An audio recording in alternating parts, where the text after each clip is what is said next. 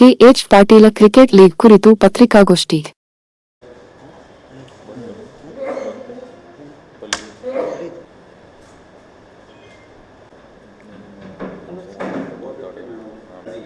ನಾವು ಬಂದು ನಮ್ಮ ಆಫೀಸಿಗೆ ಫಾರ್ಮ್ ಫಿಲ್ಅಪ್ ಮಾಡಿ ಹೋಗಿದ್ದಾರೆ ಸರ್. ಬಿಡುಗಡೆ ಮಾಡಿದ್ವಿ. ಯಾರ್ಯಾರು ಲಾಸ್ಟ್ ಟೈಮ್ ಏನು ಆಡಿದ್ರಲ್ಲ ಸರ್, ಅವರು ಇದ್ರು ಸರ್. ಲಾಸ್ಟ್ ಟೈಮ್ ಯಾರು ಆಡಿದ್ರು, ಲಾಸ್ಟ್ ಟೈಮ್ ಅನ್ಸೋಲ್ಡ್ ಆಗಿದ್ದವ್ರದ್ದು ಯಾರ್ಯಾರು ಎಷ್ಟೆಷ್ಟು ರನ್ ಹೊಡೆದಿದ್ರು, ಉದಾಹರಣೆಗೆ 40ರ ಮೇಲೆ ಯಾರ್ಯಾರು ಹೊಡೆದಿದ್ರು ಅಂತಂದು ನಾವು ಫಿಲ್ಟರ್ ಹಾಕಿದ್ವಿ ಅಂದ್ರೆ ಎಲ್ಲರದು ಬಂದ್ಬಿಡ್ತು. KH Patil season 2 KH Patil cricket league season 2ನ ಉದ್ಘಾಟನಾ ಕಾರ್ಯಕ್ರಮ ನಾಳೆ VDSTC ಗ್ರೌಂಡ್ನಲ್ಲಿ ಸಾಯಂಕಾಲ 5 ಗಂಟೆಗೆ ಜರುಗಲಿದೆ.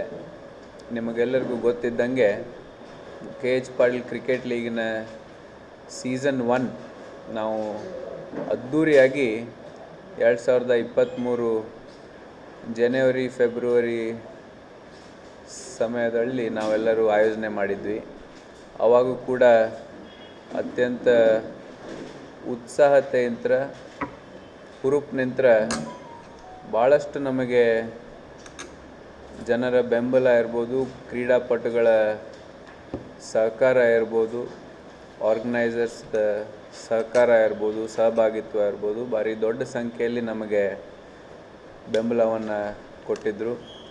ಆ ಒಂದು ಹುರುಪು ಉತ್ಸಾಹ ನೋಡಿದ್ವಿ ಅಂದ್ರೆ ಮತ್ತೊಮ್ಮೆ ಈ ಬಾರಿ ಸೀಸನ್ 2 ಅನ್ನು ನಾವೇನು ಆಯೋಜನೆ ಮಾಡಿದ್ದೇವೆ ಅದು ಕೂಡ ಅತ್ಯಂತ ಹುರುಪು ಉತ್ಸಾಹತೆಯಿಂದ ನಡೆಯುತ್ತೆ ಅನ್ನುವಂಥ ಒಂದು ವಿಶ್ವಾಸವನ್ನು ಪ್ರಸ್ತಾಪ ಮಾಡುವ ಮುಖಾಂತರ ಈ ಸೀಸನ್ನ ಉದ್ಘಾಟನಾ ಕಾರ್ಯಕ್ರಮಕ್ಕೆ ನಮ್ಮ ನಾಯಕರಾಗಿರ್ತಕ್ಕಂಥ HK ಪಾಟೀಲ್ ಸಾಹೇಬರು, DR ಪಾಟೀಲ್ ಸಾಹೇಬರು, GS ಪಾಟೀಲರು ಹಾಗೂ ನಮ್ಮ ಜಿಲ್ಲೆಯ ಎಲ್ಲ ನಾಯಕರು ಈ ಉದ್ಘಾಟನಾ ಕಾರ್ಯಕ್ರಮದಲ್ಲಿ ಸಾಕ್ಷೀಕರಿಸ್ತಾರೆ.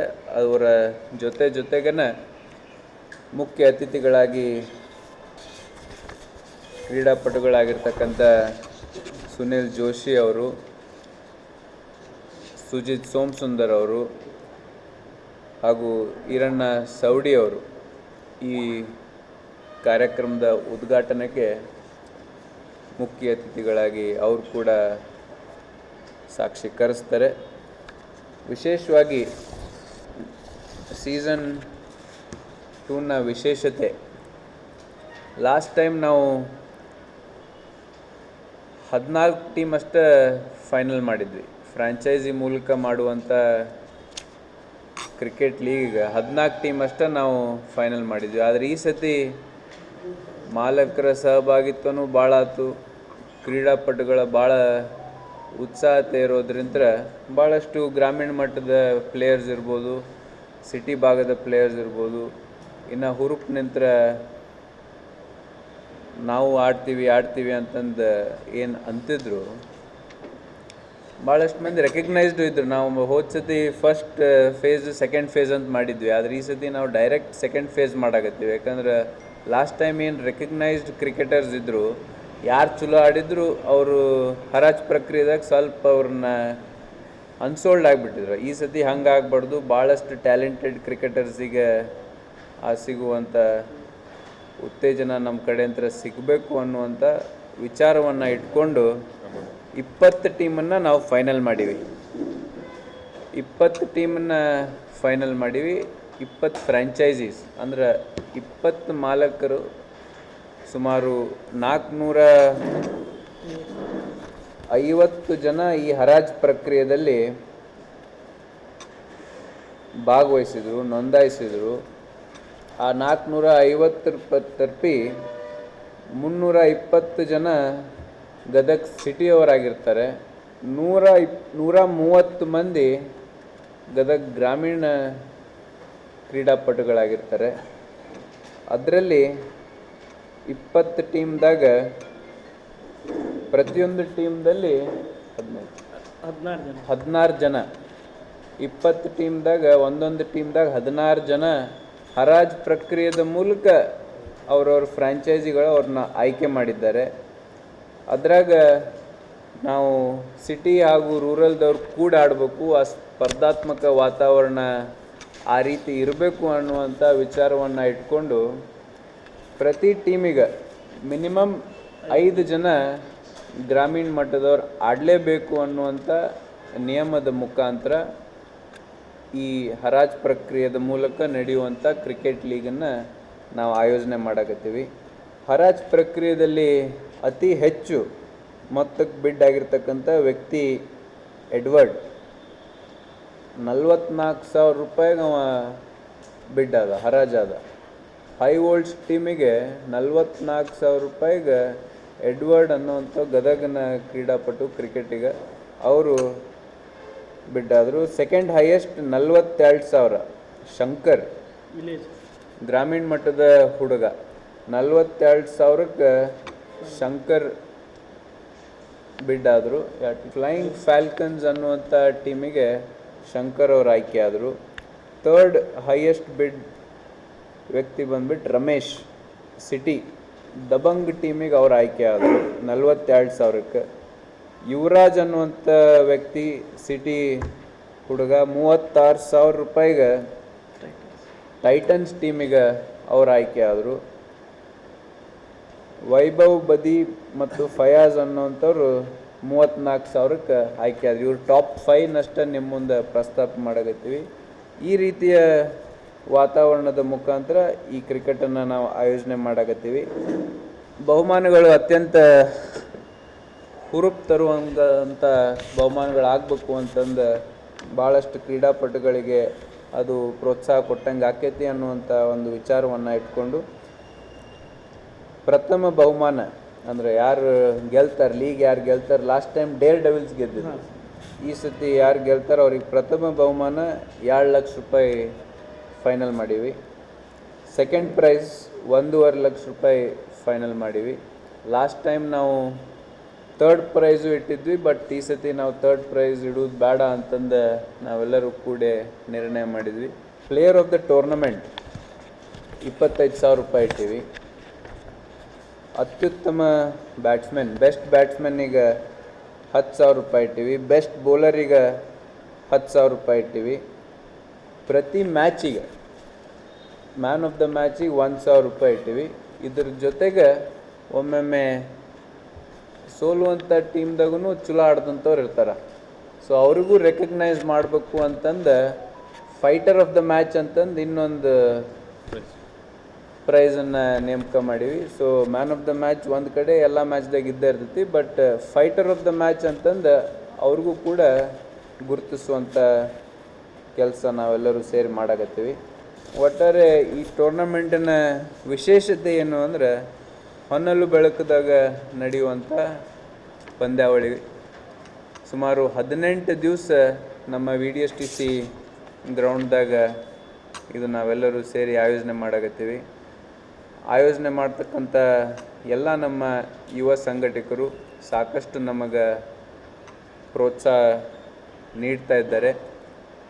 ಗದಗ ಸಿಟಿದವರು, ಗದಗ ಗ್ರಾಮೀಣ ಮಟ್ಟದವರು ಎಲ್ಲರ ಸಹಭಾಗಿತ್ವದ ಮುಖಾಂತರ ಉತ್ತಮ ಕ್ರೀಡಾಪಟುಗಳಿಗೆ ನಮ್ಮ KH ಪಾಟೀಲ್ ಸ್ಪೋರ್ಟ್ಸ್ ಇವೆಂಟ್ಸ್ ವತಿಯಿಂದ ನಡೆಯುವಂಥ KH ಪಾಟೀಲ್ ಕ್ರಿಕೆಟ್ ಲೀಗಿನ ಸೀಸನ್ 2 ನಾವು ಅವರಿಗೆ ಒಳ್ಳೆಯ ರೀತಿಯಿಂದ ಗುರುತಿಸಬೇಕು ಅನ್ನುವಂಥ ಸದುದ್ದೇಶವನ್ನು ಇಟ್ಕೊಂಡು ಈ ಒಂದು ಲೀಗನ್ನು 2ನೇ ಹಂತದ್ದು ನಾವು ನಿರ್ಣಯ ಮಾಡಿದ್ದೇವೆ. ಸುನಿಲ್ ಜೋಶಿಯವರು ನಿಮಗೆಲ್ಲರಿಗೂ ಗೊತ್ತಿದ್ದಂಗೆ ನಮ್ಮವರೇ ಆದಂಥ ಸುನಿಲ್ ಜೋಶಿಯವರು ಅವ್ರು ನಮಗೆ 6 ತಿಂಗಳ ಹಿಂದೆ ಹೇಳ್ತಿದ್ರು, ನೀವು ಲಾಸ್ಟ್ ಸೀಸನ್ನಿಗೆ ನನಗೆ ಬರೋಕ್ಕಾಗಲಿಲ್ಲ. ಅವಾಗ IPL ಪಂಜಾಬ್ ಕಿಂಗ್ಸದ್ದು ಬೌಲಿಂಗ್ ಕೋಚ್ ಆಗಿದ್ರು ಅವರು. ನೆಕ್ಸ್ಟ್ ಸೀಸನ್ IPL ಇದ್ರೂ ನಡೀತೈತಿ, ಇರ್ಲಿಕ್ಕಂದ್ರೂ ನಡೀತೈತಿ, ನಾವು ಬರ್ತೀವಿ ಅಂತಂದು ಹೇಳ್ತಿದ್ರು. 6 ತಿಂಗಳಿಂದನೇ ಹೇಳ್ತೀರಿ ಯಾವಾಗ ಮಾಡ್ತೀರಿ ಅಂತಂದು. ಸುನಿಲ್ ಜೋಶಿ ಅವರು ನಮ್ಮ ಮಾಜಿ ಇಂಡಿಯನ್ ಕ್ರಿಕೆಟ್ರು ಹೌದು, ಅವರು ನಾಳೆ ಬರ್ತಾರೆ. ಸುಜಿತ್ ಈಗ ಅಂಡರ್-19 ಕೋಚು ಇದ್ದರು. ಮೊನ್ನೆ ಅಂಡರ್-19 ವರ್ಲ್ಡ್ ಕಪ್ ಗೆದ್ದಿರ್ತಕ್ಕಂಥ ಇಂಡಿಯನ್ ಟೀಮ್ ಏನಿತ್ತು ಅದ್ರ ಕೋಚ್ ಕೂಡ ಆಗಿದ್ದರು, ಮತ್ತು ಸೆಲೆಕ್ಷನ್ ಕಮಿಟಿ ಮೆಂಬರ್ ಕೂಡ ಹೌದು. ಅದರ ಜೊತೆಗೆ ಸುಜಿತ್ ಸೋಮಸುಂದರ್ ಅವರು ಮಾಜಿ ಇಂಡಿಯನ್ ಕ್ರಿಕೆಟರ್, ಅವರು ಕೂಡ ಬರ್ತಾರೆ. ಮತ್ತು ನಮ್ಮವರೇ ಆದಂಥ ಹಿರಣ್ಣ ಸೌಡಿ ಅವರು ಕೂಡ ಈ ಒಂದು ಉದ್ಘಾಟನಾ ಕಾರ್ಯಕ್ರಮದಲ್ಲಿ ಮುಖ್ಯ ಅತಿಥಿಯಾಗಿ ಭಾಗವಹಿಸ್ತಾರೆ. ಒಟ್ಟಾರೆ ಈ ಒಂದು ಕ್ರಿಕೆಟ್ ಲೀಗಿನ ಯಶಸ್ವಿಗೆ ಸಾಕಷ್ಟು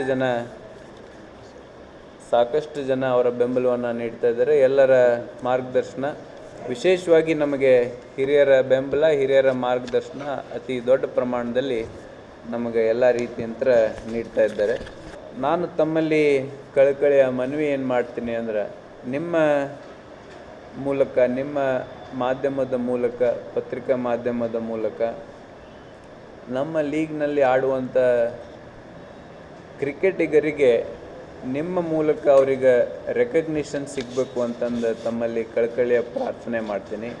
ನೀವು ಆ ರೀತಿಯ ಪ್ರೋತ್ಸಾಹನ ನಮ್ಮ ಹುಡುಗರಿಗೆ ಕೊಟ್ರಿ ಅಂದ್ರೆ ಸಹಜವಾಗಿ ಅವರ ಆಟದ ಮೂಲಕ ಅವ್ರನ್ನ ಗುರುತಿಸುವಂಥ ಕೆಲಸ, ಜವಾಬ್ದಾರಿ ನಮ್ದೆಲ್ಲರದು ಇರ್ತೈತಿ.